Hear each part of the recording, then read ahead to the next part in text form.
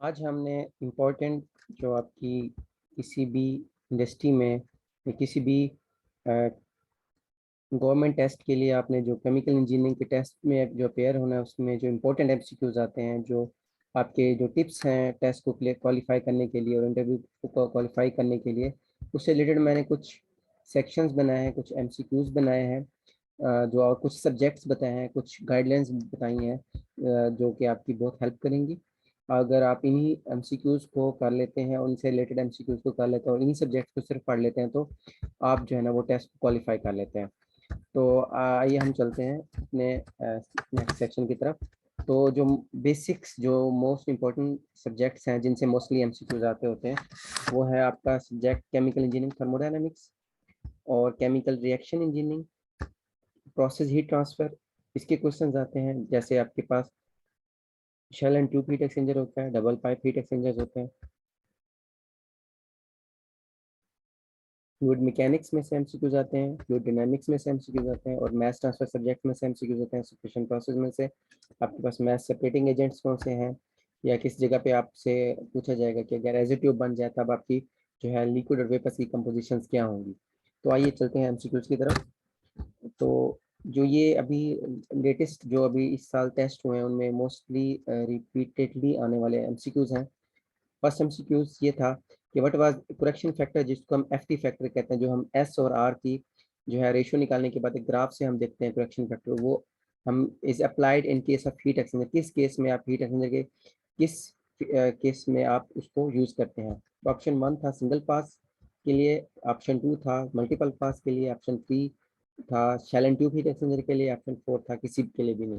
तो इसमें से हमारे पास हमेशा एफटी फैक्टर तभी लगाते हैं जब आपके पास जो है मल्टी पासेस आ जाए, जब आपके पास जो है डबल पाइप हीट एक्सचेंजर में जब लागू टेम्परेचर ऑफ डिफरेंस निकालते हो, आप आपके पास नंबर ऑफ पासेस हो, मल्टी पासेस हो शेल साइड पे या ट्यूब साइड पे, तो आप करेक्शन फैक्टर लगाते हो कि ऐसा ना हो कि वहाँ पे टर्बुलेंस वगैरह ना आ रही हो।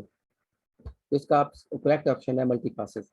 इस तरह सेकंड ऑप्शन ये है थर्मोडायनेमिक्स में से, ये क्वेश्चन जो है ना आपका हीट ट्रांसफर में से था, अभी थर्मोडायनेमिक्स में से बेसिक क्वेश्चन है कि जब भी कंप्रेसिबिलिटी फैक्टर जब भी आप फाइंड आउट करते हो किसी भी गैसेस के लिए, तमाम गैसेस के लिए at same reduce temperature at same reduce pressure के ऊपर उसकी वैल्यू क्या होगी। अब रिड्यूस टेम्परेचर रिड्यूस प्रेशर क्या होता है, temperature divided by critical temperature. इस तरह रिड्यूस प्रेशर क्या होता है, pressure divided by critical pressure. तो ये रेशियो से हमें रिड्यूस टेम्परेचर रिड्यूस प्रेशर मिलते हैं। तो कंप्रेसिबिलिटी फैक्टर जब आपके पास सेम रिड्यूस टेम्परेचर हो सेम रिड्यूस प्रेशर हो तो उसकी वैल्यू हो जाती है same, that is almost constant value होती है और सेम होती है। तो इसमें से ऑप्शन आपके पास एक ऑप्शन था सेम, सेकंड ऑप्शन था different, third option was that was depend on temperature and pressure. तो इसमें से ऑप्शन जो है करेक्ट ऑप्शन है सेम।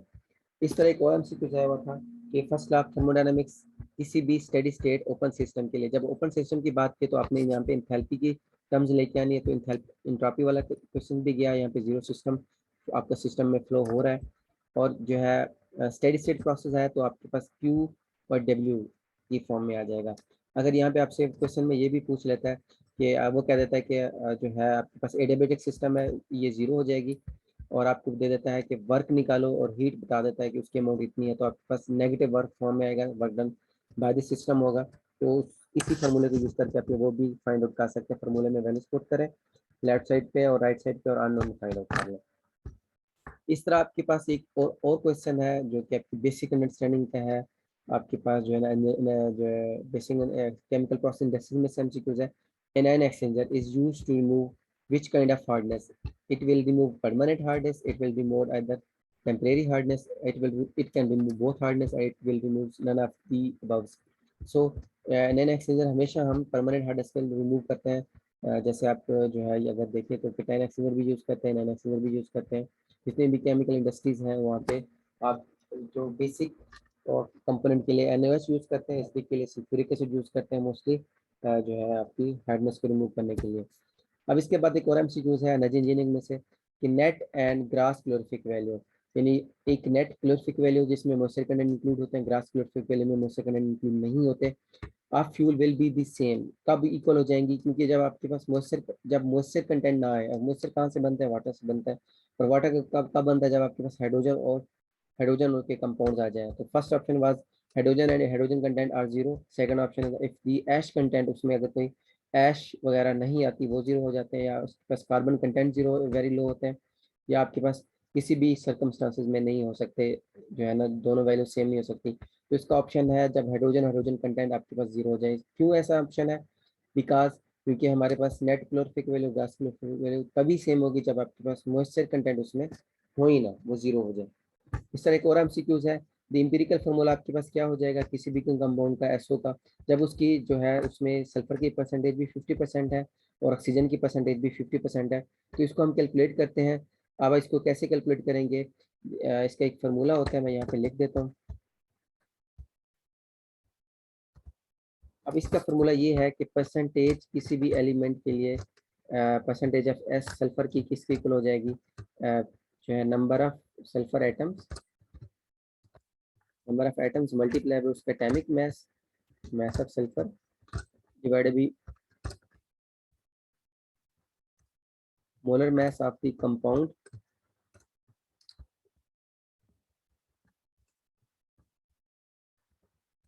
ये आपके पास जो है एसओ है उसका मोलर मास आ जाएगा, उसको फिर हमने 100 से मल्टीप्लाई कर देना। इस तरह आप सल्फर के लिए भी यही फार्मूला लगाएंगे और ऑक्सीजन के लिए भी यही फार्मूला लगाएंगे। तो आपके पास जो है परसेंटेज गिवन है, number of atoms find out करो, मैथ भी पता है, फार्मूला मैथ, मोलर मैथ भी दोनों का पता है क्योंकि सल्फर का 32 होता है, ऑक्सीजन का 16 होता है। तो ये जो है 48 हो गया। तो यहाँ पे 100 से मल्टीप्लाई करके तो आपके पास सल्फर के भी 1 एटम्स आते हैं, जबकि ऑक्सीजन के आते हैं 1.6, ऑलमोस्ट 2। तो इसका हमारे पास जो फार्मूला बनेगा दैट विल बी SO2। तो इस तरह का कोई भी क्वेश्चन आपके पास अगर आता है तो आपने इसी तरह से फाइंड आउट करना है, यानी आपने क्या करना है, उनकी परसेंटेज निकाल लेनी है। किसी भी आइटम्स की दूसरे की भी परसेंटेज निकालनी गिवन होगी, वो वैल्यू स्पोर्ट करो, नंबर ऑफ आइटम्स एस के निकालो, नंबर ऑफ आइटम्स ओ के निकालो, उन दोनों को फिर आपने कंबाइन कर देना तो आपके पास फार्मूला बस है। आई होप कि ये आपको समझ आई होनी है। तो नेक्स्ट लेक्चर में मैं और एमसीक्यूज बनाऊंगा और आप इनकी तैयारी करें, तो आप test you will easily qualify all kinds of tests. Thank you. Allah Hafiz.